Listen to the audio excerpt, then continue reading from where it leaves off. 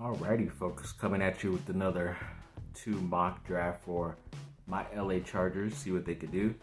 I've been going with either one of the top linebackers or another top receiver. So see how this goes. So in the first mock draft, I've been going with a linebacker from Georgia, who's been one of my favorite players this last couple years.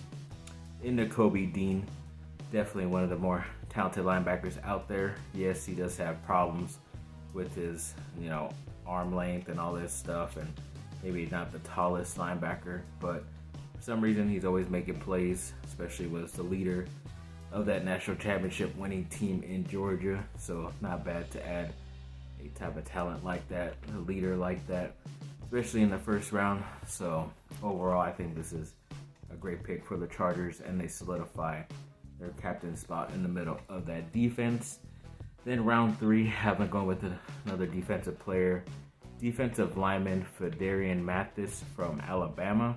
Definitely a big dude, could fill up that hole a lot, and it's definitely one of the more talented guys from Alabama as well. So to get him in the 3rd round was kind of surprising, but definitely very happy they're able to get him in this mock. Then round 4, I have been going with an offensive lineman and Luke Fortner. Forget if he was a center and guard, or might just be guard, but overall he can most likely play both positions in the NFL. Luckily, a lot of these guys, even though in some of the pictures and videos I've seen, they're playing center, but they're listed as interior, so they most likely can play. I think everybody has to be able to play both center and guard if you're an interior guy. But overall, Kentucky has been a lot better, especially in the running game the past couple years in the SEC, so it's pretty good talent add here, in my opinion. Round 5, I have him going with the tight end from the University of Virginia in Jelani Woods. He's been a lot of people liking him the past couple of weeks, especially because of how athletic he was. He's just in a not that great of a system to where they threw the ball to him a lot, but usually when they did, he was able to score or get a big play down the field, 20-plus yard play. And, the Chargers need to shore up that tight end position. I know they have a couple of guys that they like that aren't really big names, big household names, but to get a guy like this in the 5th round would be pretty nice for them. And then in the 6th round, I have them going with a running back. I picked quite a bit in these mock drafts, and Pierre Strong Jr. from, I believe it was South Dakota State. Yes, he is kind of like a one-play type of guy where he just finds the hole and then just runs as fast as he can, and usually pretty productive at that once he finds the hole, and he's able to break off these huge, long touchdown runs or big plays. So either way, I think to get a guy in the 6th round with this type of talent is pretty good. To be one of your backup running backs, to be maybe a guy, could be a power guy because he is a little bit bigger, it seems like, so he could work in the end zone. But overall, I think he's a pretty good pickup. Round 6, have him going with Andrew Stuber from the University of Michigan, the offensive tackle. Hoping that this guy could be maybe a starter eventually at some point for the tackle position, but it is asking a lot for a 6th rounder to do that. But to have depth like that in the NFL is pretty well, and he's coming from a known school that helps out the offensive linemen quite a bit. We have some pretty talented guys, so maybe you might hit on a guy right here. You never know, but sticking with them right here. Then round 7, going with the safety that I've liked a lot past couple years in Smoke Monday. Definitely one of my more favorite players. Obviously know from my more recent mock drafts for the Chargers, talked about his versatility. Could probably play up inside like a linebacker for you on the offensive line or defensive line, I should say. And he is a bigger safety type of guy, so his body type will be what Brandon Staley loves, I'm hoping. So hopefully that will be the pick for them in the 7th round, which is kind of surprising for me. Was able to get him there. Another round 7 pick would be a wide receiver in Charleston Rambo. Didn't really get a receiver yet in this mock draft, but this is a bigger body type of guy. I mentioned in my last video that he did make some plays down the field, but for some reason this offense never exploded like it was supposed to. But maybe his athleticism and stuff on the outside will be a lot better in the NFL. So we'll see. Round 7, have him going with a cornerback from LSU and Cordell Flott. Yeah, he's okay, but I mean, to get a guy from LSU, the 7th round is pretty good.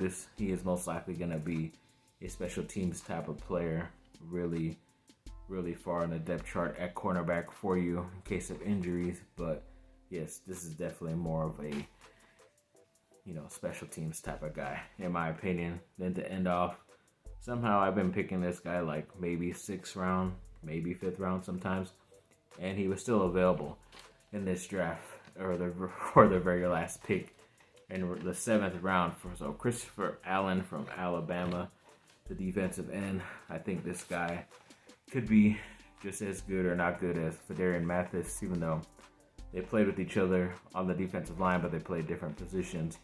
I still think that Christopher Allen has a lot of talent, and hopefully he will be able to show that for the LA Chargers. So that's how the draft would go, in my opinion, in this mock draft. If they pick Nakobe Dean as their 1st rounder, definitely like him a lot.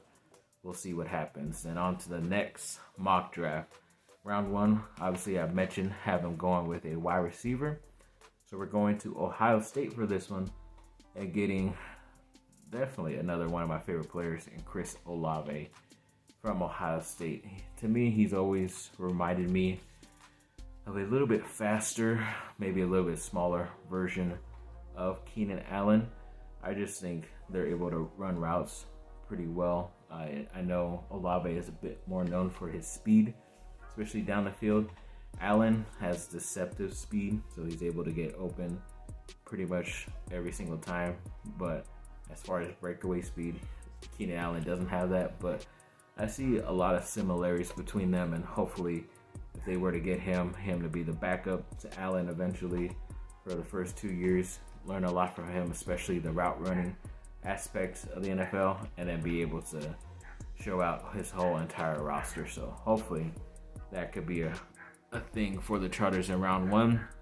Round 3, have them going with a linebacker in Quay Walker from Georgia. Obviously a guy who wasn't looked at as much because there were so many defensive players from that championship Georgia team, but as of right now, just because of his size, I think he's like 6'4", he's jumped out to a lot of mock draft people and NFL analysts for the draft. So this guy is definitely a big pickup.